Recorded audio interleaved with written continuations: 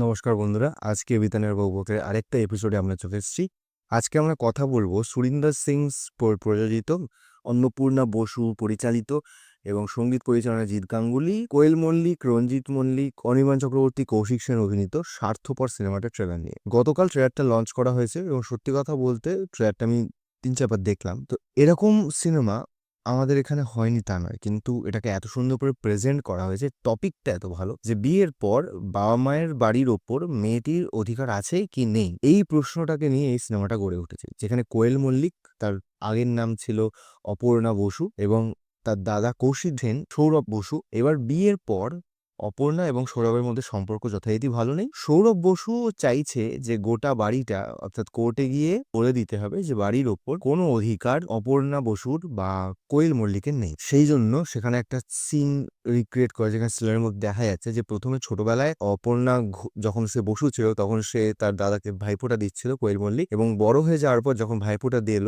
তখন ভাইফোঁটায় উপহারের বদলে কোর্টের নোটিশ ধরালেন কৌশিক সেন। এখানে যেটা দেখানো হচ্ছে যে ছোটবেলায় দুজন ভাই বোন পুরো বাড়িটা জুড়ে তাদের স্মৃতিগুলো ছড়িয়ে রয়েছে। আজকে হঠাৎ বড় হওয়ার পর তার দাদা বলছে যে পুরো বাড়ির ওপর সেই মেয়েটির কোনো অধিকার যেন না থাকে সেটা ডিক্লেয়ার করে দিতে, যাতে সেই বাড়িটা পুরোপুরি তার দাদার হয়ে যায় এবং সে দোতলাটা ভাড়া দিতে পারে। তার অর্থনৈতিক কোনো সমস্যা থাকবে সেই জন্য, এবং তার দুটো ছেলে মেয়ে রয়েছে, হয়তো তার দিক থেকে সে ঠিক, হয়তো অপর্ণার দিক থেকে বা কোয়েল মল্লিকের দিক থেকে সে ঠিক। এবার এই দুজনের সঙ্গে পরপর্শী হয়ে দুজন লয়ার আসছেন। প্রথম জন হচ্ছেন কোয়েল মল্লিকের উকিল হিসাবে কোয়েল মল্লিকের বাবা রঞ্জিত মল্লিককে দেখা যাচ্ছে, এবং কৌশিক সেনের লয়ার বা উকিল হিসেবে আমরা অনির্বাণ চক্রবর্তী দেখতে পাচ্ছি। এরা চারজনেই ভীষণ ভালো অভিনেতা।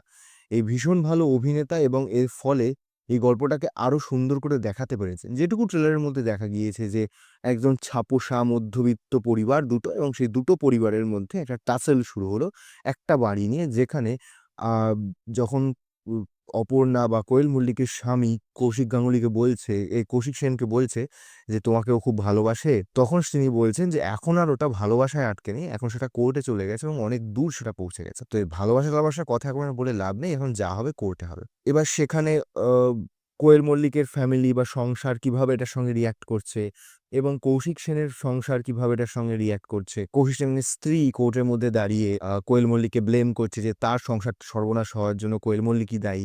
এটা যেটা স্বাভাবিক হয় প্রত্যেকটা বাড়িতে, বেশিরভাগ ক্ষেত্রে ভাই বোনের মধ্যে বা ভাই ভাইয়ের মধ্যে এই ঘটনাটা হয়, ভাই বোনের মধ্যে এটা বিশেষ করে হয়।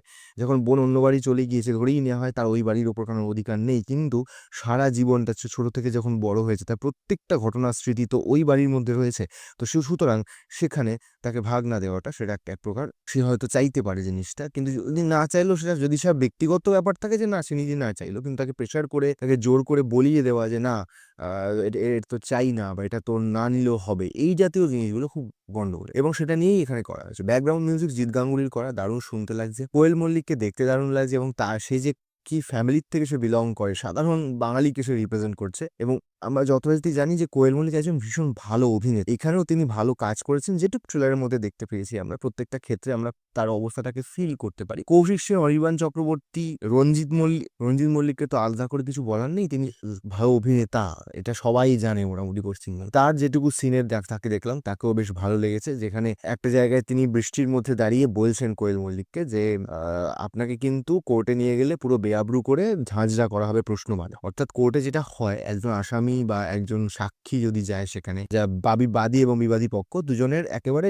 সমস্ত কিছু ট্রান্সপারেন্টলি জজ সাহেবের সামনে তুলে ধরতে হয়, এবং সেই সমস্ত কেতনটা উনি বলছেন যেটা হবেন, তো আপনি কি এটা নিতে পারবেন, সেই প্রশ্নটা করা হচ্ছে। এবং আরেকটা জিনিস দেখানো হয়েছে যে এখানে দাদা সব কথা ট্যাক্সের ব্যাপারটা সামলাচ্ছে, তো বোন কি করে ভাগ পায়, এই সমস্ত কথাগুলো যেগুলো প্রত্যেকটা মানে এক খুব সাধারণ কথা, কিন্তু এগুলো সাধারণ জীবনের গল্প। এটাকে টিভি পর্দায় বা সিনেমার পর্দায় আমরা দেখতে অভ্যস্ত নই, এগুলো ঘটে, এগুলো প্রতিনিয়ত ঘটছে। হয়তো প্রত্যেকদিন 100টা করে মামলা হয় এর জন্য, জমি ডিসপিউট বা ল্যান্ড ডিসপিউটের উপর, এবং সেটাকে এত সুন্দর করে তুলে ধরা একটা সমাজের সমস্যা যে একই বাড়িতে ছেলে মেয়ে দুজনেই রয়েছে, অদ্ভুতভাবে ছেলেটার ভাগ বেড়ে গেল এবং মেয়েটার ভাগ কমে গেল, দ্যাট ইজ এ রং, এটা খুব ভুল ঘটনা, এবং এটা হওয়ার দরকার নেই।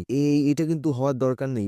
দুজনেরই সমান ভাগ থাকতো, দুজনেরই সমান জায়গা নিয়ে থাকতো, তাহলে সেটা অনেক বেশি সুন্দর হতো। কিন্তু তার জায়গায় এখানে সোল প্রোপ্রাইটারশিপ চাওয়া হচ্ছে যে পুরো বাড়িটাই তার হয়ে যাবে। তো এই টপিকটা নিয়ে কথা বলাটা খুব ভালো।